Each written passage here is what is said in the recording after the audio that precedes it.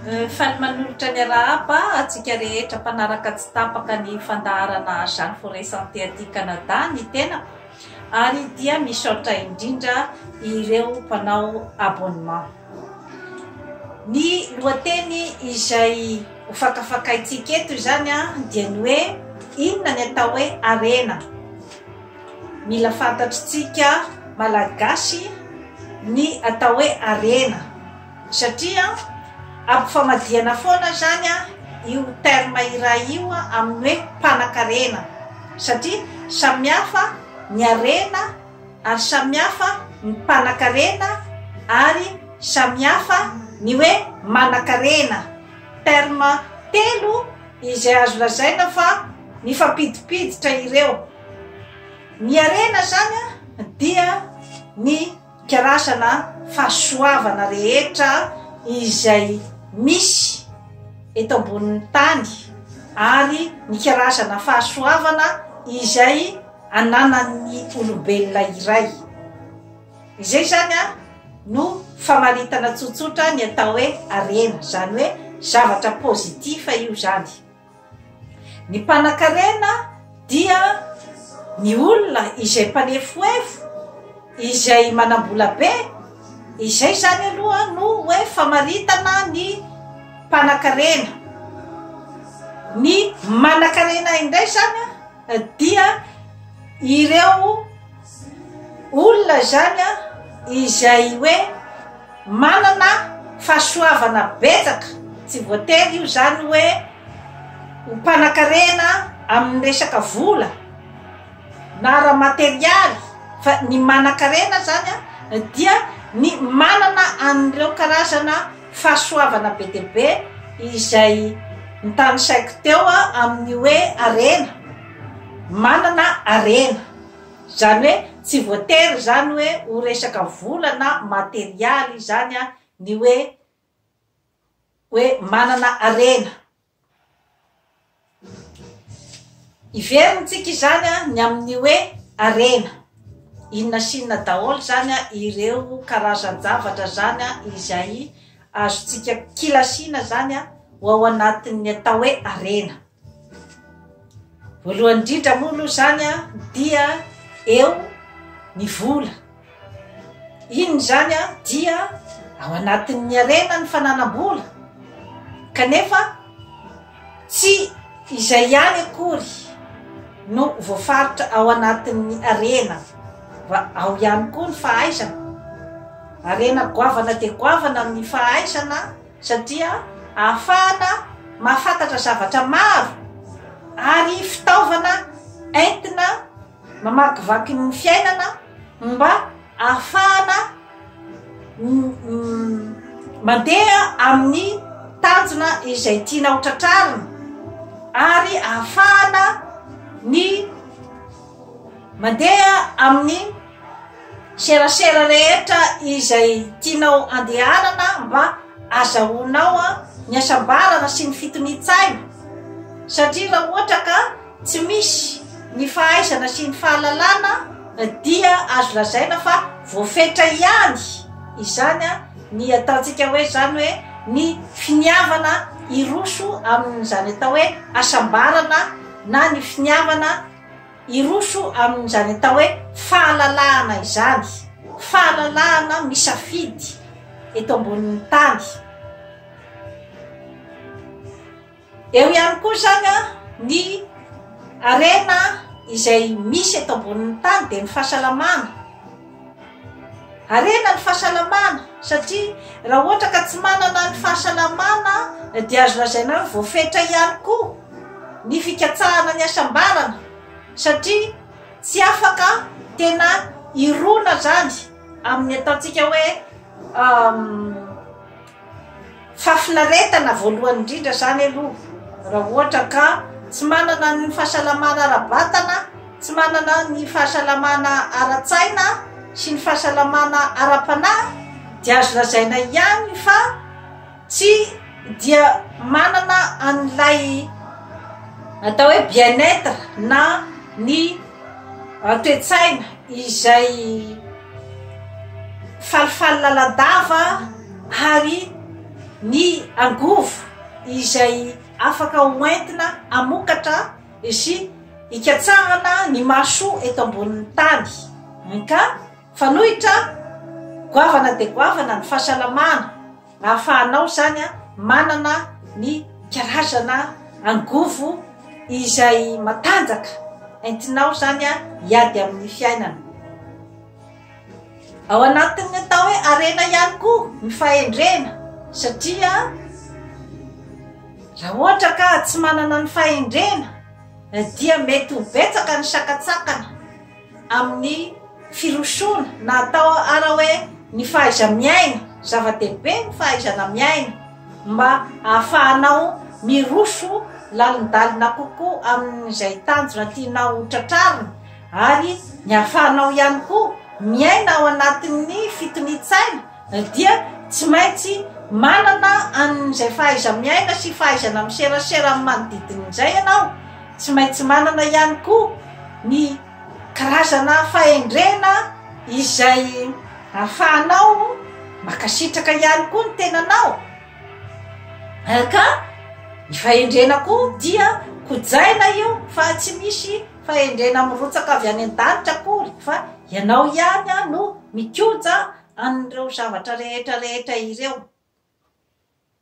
Ao anatin'ny ataontsika ihany koa hoe arena zany dia ny ikarasana fananana ny toepanahy izay afaka mandeha lavidavitra bebe kokoa zany, ny toepanahy sy ny toetsaina izay afaka mandinika ny zavatra rehetra izay manodidina anao, mandinika na hatramin'ny zavaboary manodidina anao, zava-dehibe izay zavatra izay ny amin'ny hoe ahafahanao mahafantatra tsara ny hoe aiza ho aiza ny toerana misy anao, manodidina ny zavaboary, manodidina ny olona rehetra izay eo akaikinao. Zava-dehibe arena goavana ny fahaizana mandinika. Inona ihany koa ny karazana arena ihany koa ny fananana zavaboary mahafinaritra, ny zavamaniry rehetra izay mampitolagaga ny maso, ny maitso mavana eranio ny voninkazo manitra, izany zavatra rehetrarehetra izany dia arena avokoa. Ny voankazo, ny biby izay eny amin'ny tontolo iainana, ny biby izay azo hoanina na ompiana, ny biby izay mandravaka ny tontolo toy ny lolo izany toy ny vorona, toy ny ragidro kely reny any anaty ala reny dia zavatra arena daholo reny zavatra rehetrarehetra ireny arena amin'ny tany iray.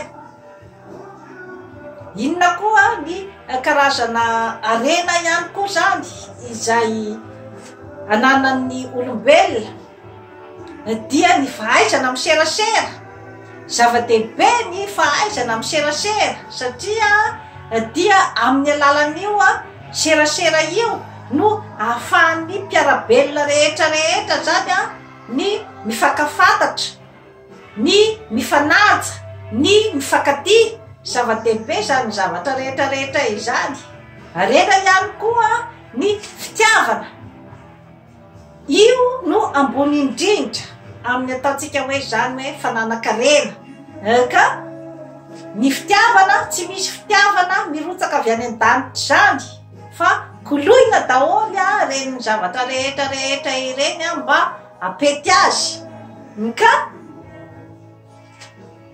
ny karazana arena rehetrarehetra izay ny tany saiko teo zay dia ao ihany koa ny olombelona, arena ihany koa ny olombelona satria afaka miasa, afaka mamokatra, afaka miteraka, arena daholy a ny ankizy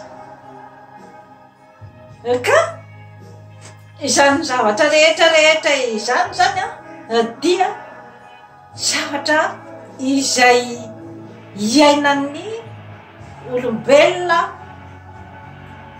eto ambonin'ny tany tsy misy akanavaka zany izay arena izay ny mampametra-panontaniana nefa dia hoe maninona no mbola misy ny mahantra maninona no mbola misy ny atao hoe tany mahantra kanefa izay zavatra rehetra ny tany saiko teo izay dia zavatra misy eran'izao tontolo izao amin'ny tany rehetrarehetra eran'izao tontolo izao dia misy ny zavatra rehetra izay tantaraiko teo izay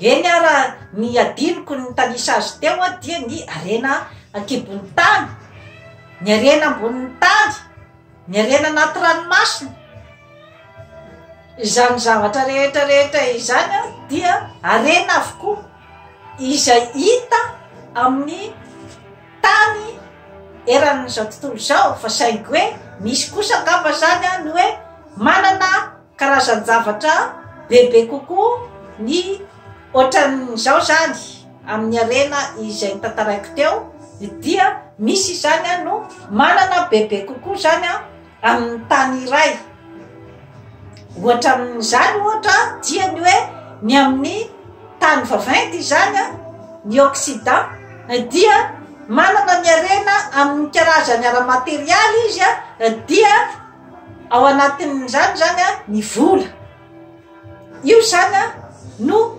ananany maro dia maro ny fitaovam-piadiana ny teknôlôjia sy ny sisa ny fahaizana ireo zany ananan'ny tany vaventy aty amin'ny tany lazaina fa andalam-pandrosoana indray nefa dia ny arena voajanahary no tena ananan'ny tany izay lazaina zany hoe tany andalam-pandrosoana izany hoe ny arena ankibon'ny tany ny arena ambonin'ny tany ny zavaboary maro isan-karazany nefa dia voakilasy ao anatin'ny ataontsika hoe arena daholo zany ireo zavatra rehetrarehetra ireo fa saingy hoe tsy mitovy fotsiny zany ny hoe karazan-javatra misy atao amin'ny tany andalam-pandrosoana sy ny karazan-javatra misy any amin'ny tany atao hoe manan-karena nga efa nomeko teo daholo ny famaritana rehetrarehetra ny atao hoe arena ny atao hoe mpanan-karena ary ny atao hoe manan-karena izay telo zay dia zavatra telo samihafa kanefa dia mifampiditra ireo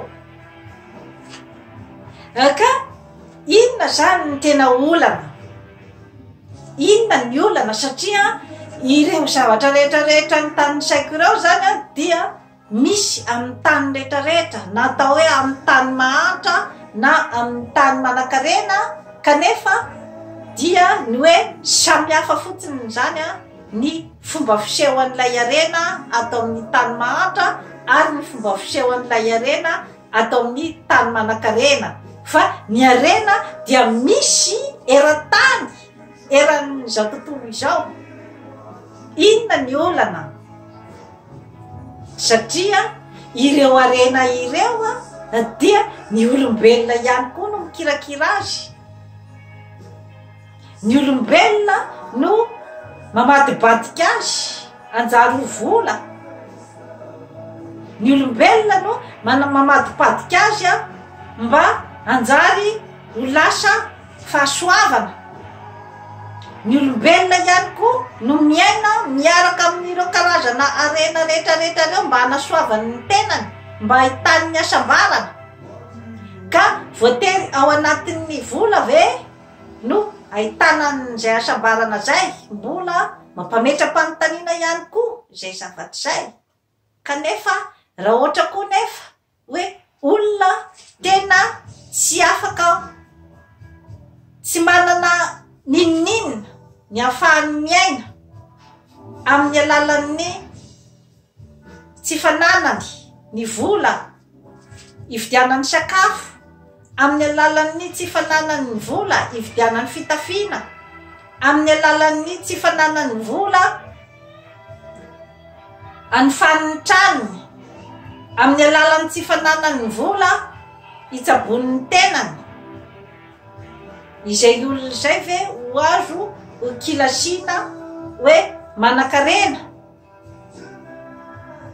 Na dia tao ara hoe izy mipetraka amin'ny tany misy harena.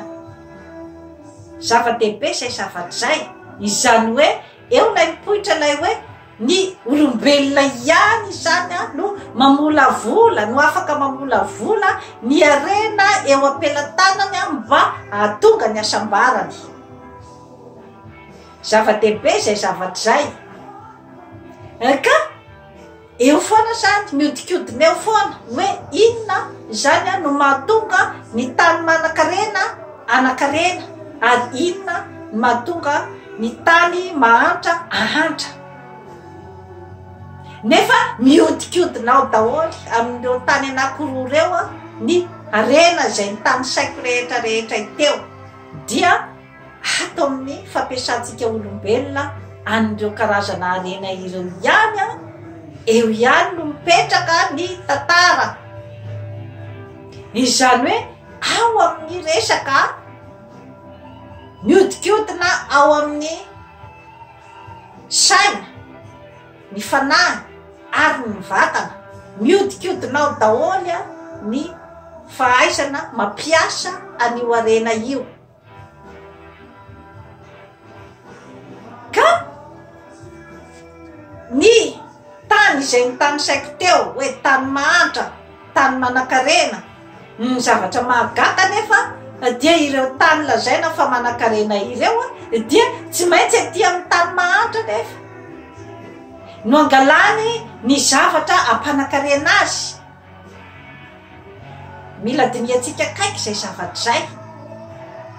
Ary ny tany izay lazaina fa mahantra nefa dia maninona no miakina amin'ny tany manan-karena ny ahafahany miaina ohatrin'ny olombelona rehetra rehetra.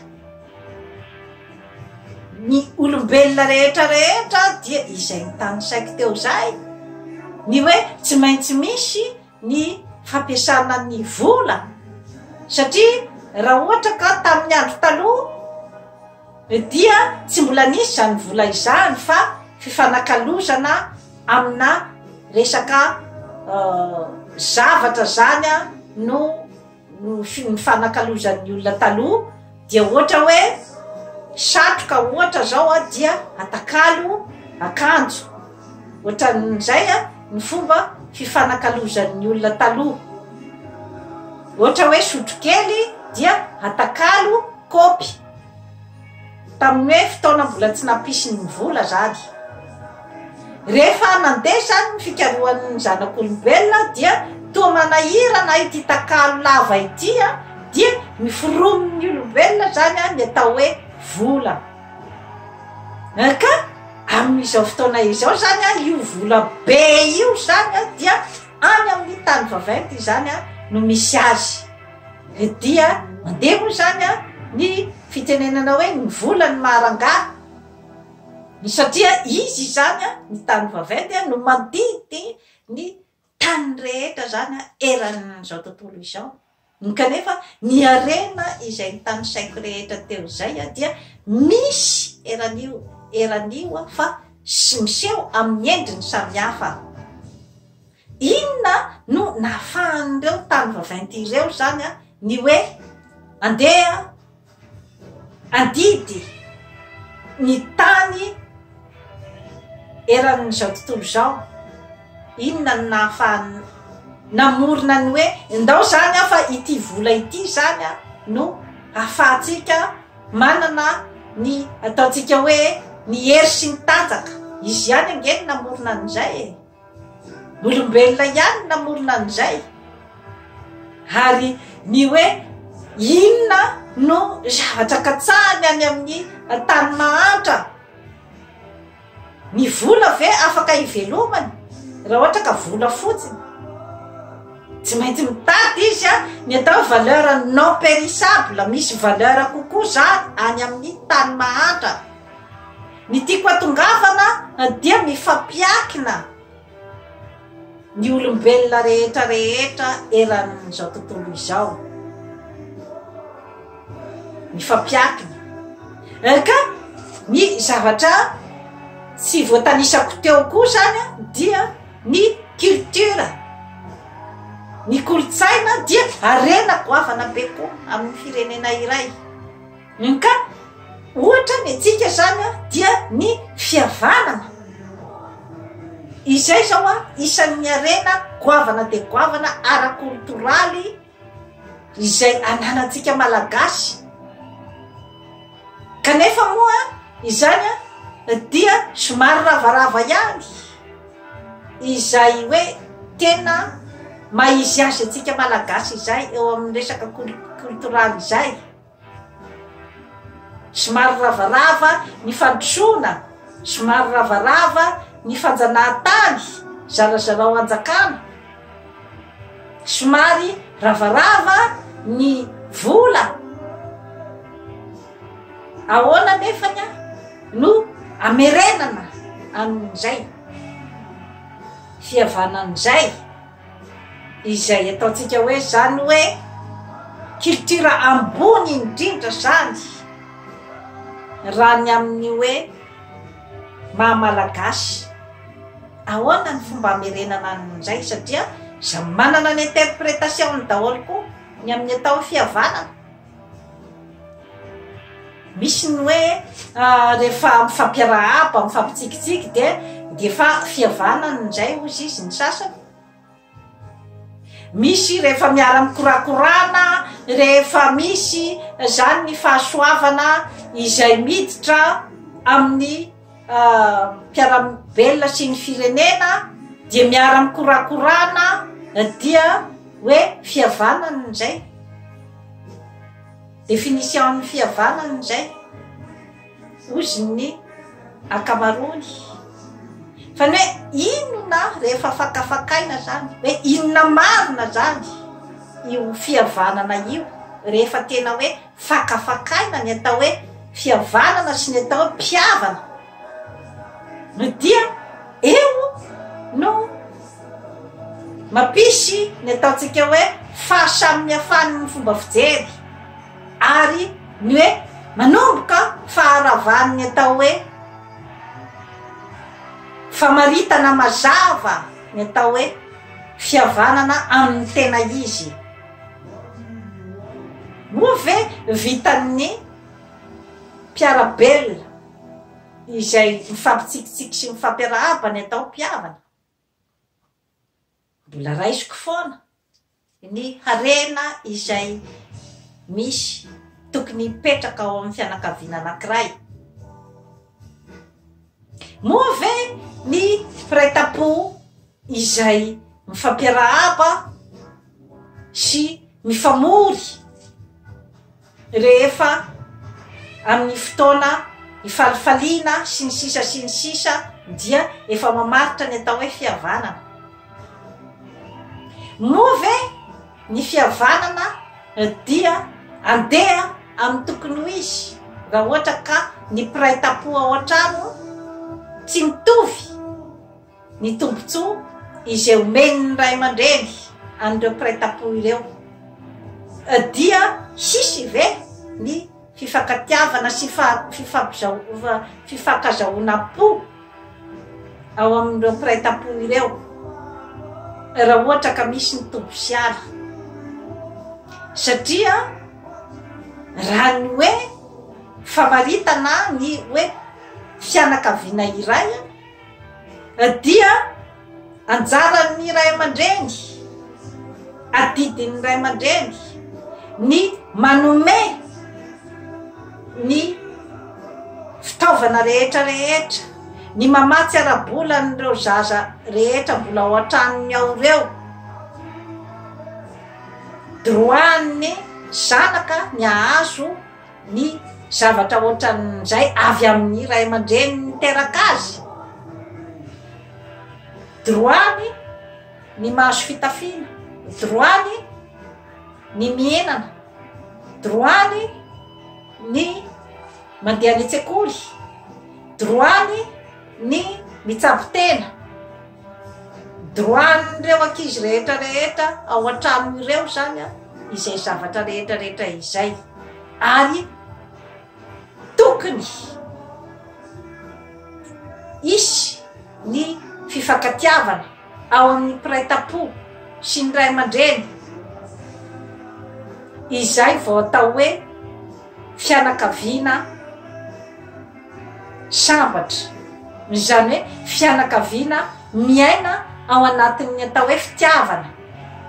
Fa raha ohatra ka mbola misy ny tombo sy ala, misy ny zaza izay omena tombontsoa bebe kokoa, dia tsy mpiavana indray, tsy mpiavana indray. Ary misy foana miteraka foana ny fifampirafesana ao samy ao an-trano, ny lonilony mipetraka ao amin'ny trano iray. Izay zany niahy ny famaritana ny atao hoe fihavanana, izany hoe fihavanana amin'ny tena izy zany. Arena izany zavatra zany, satria ny ankizy izay vokarina avy ao koa zany dia hahay hapitan'izay atao fihavanana zay amin'ny fiainany ratrizay, amin'ny mpiarabelona aminy, amin'ny olona rehetra manodidina azy. Ka harena goavana de goavana izay hoentina andeha izy hatany ampitany ranomasina, dia mirapiratra eran'izao tontolo izao. Izany hoe toe-tsaina fihavanana tena izy izany. Ary dia hampandroso ny firenena, ny fahaizana, ny tsinjara, ny tombontsoa rehetra izay tokony isy ao amin'ny tokantrano iray, ny fananana izay misy ao amin'ny tokantrano iray raha voatsinjara tsara amin'ny ankizy tsirairay, ary dia hanana lova mitovy tantana daholo ny ankizy rehetrarehetra. Dia amin'izay fotoana izay dia hisy ny atao hoe fihavanana tena izy, ary dia ho harena goavana de goavana hoentin'ireo ankizy ireo. Izay nefa tsy midika hoe voatery tsy maintsy hitovy ny hoavin'ireo ankizy ireo, satria araky ny teniko teo ny karazana harena dia mety samy manana ny fakingan-tsain'ireo ankizy ireo, mety samy hanana ny fomba fijerin'ny fiainana ireo ankizy ireo,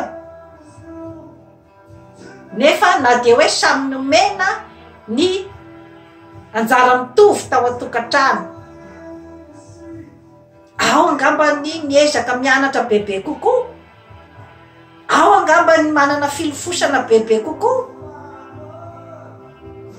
kanefa raha ohatra ka nampitoviany ray aman-dreny tsara ny zavatra rehetra izay nomena azy sy ny fanabeazana rehetra izay torohevitra nomena azy, dia mbola hifankatia foana ireo ankizy ireo. Na dia atao raha hoe misy ny sasany nahazo toerana ambonimbony kokoa tamin'ny fiainana, misy ny hoe tsy de tena hoe nanana toerana mamirapiratra, fa ilay fanahy napetraka tao aminy, ilay fomba fitaizana napetraka tao aminy, dia mbola ampifankatia foana anireo ankizy ireo, ary dia hifanampy ireo ankizy ireo. Ny manamanana kokoa anampy ny tsy de manana loatra, dia ohatran'izay foana no fomba hifampitondran'ireo ankizy ireo. Ka arena goavana de goavana izany zavatra rehetrarehetra izany, satria na ny ankizy izay atao hoe manana farim-piainana ambonimbony kokoa zany dia ho hihavana foana amin'ny ankizy izay ataontsika hoe tsy de mamiratra loatra ary horeare amin'ny ankizy izay tsy mamiratra loatra ny fananany havana izay manan-katao dia ohatran'izay foana ny fifampitondrana dia anjary fianakaviana manan-karena foana satria mahay mifanohana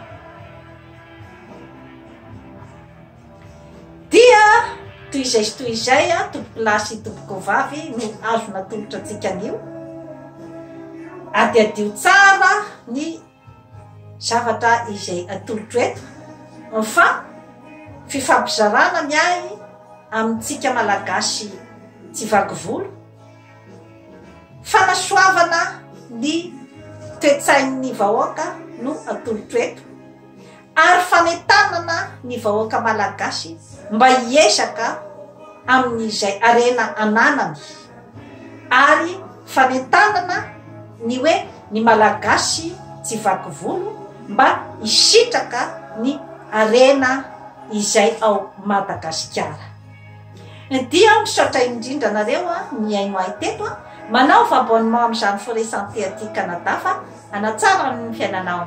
Bye bye.